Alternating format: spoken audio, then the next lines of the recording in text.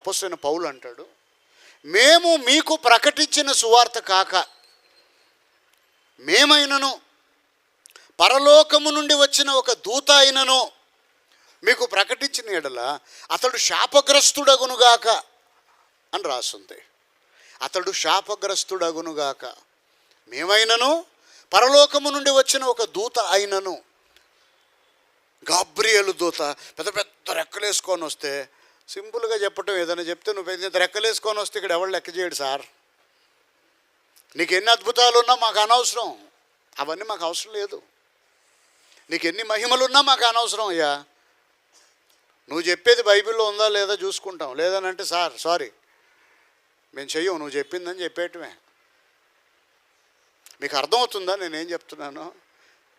ఒక ప్రధాన దూత, ఒక కెరూబు వచ్చి ఏదైనా చెబితే కూడా అది వాక్యానికి వ్యతిరేకమైతే అతడు శాపగ్రస్తుడగునుగాక అన్నాడు పౌలు. నేనైనను పరలోకము నుండి వచ్చిన ఒక దూత అయినను అంటాడు పౌలు. అప్పుడు మనం ఏమన్నా అతీతులమా? మరి ఎవరు చెప్పేదైనా సరే ఇది వాక్యానుసారమా కాదా అనేది మనకు అర్థం అవ్వాలంటే ఇప్పుడు ఏం చేయాలి? మళ్ళీ పునాదుల దగ్గరికి రావాల్సిందే. ఎందుకంటే పునాదులు లేకుండా ఇల్లు కట్టలేం కదా. బైబిల్ చదవాల్సిందే. ఎంత ఎక్కువ బైబిల్ చదువుకుంటారో మీరు అంత ఎక్కువ దేవుని వాక్యం అర్థమవుతుంది. దేవుని మనస్సు, ఆయన స్వభావం మీకు అర్థమవుతుంది.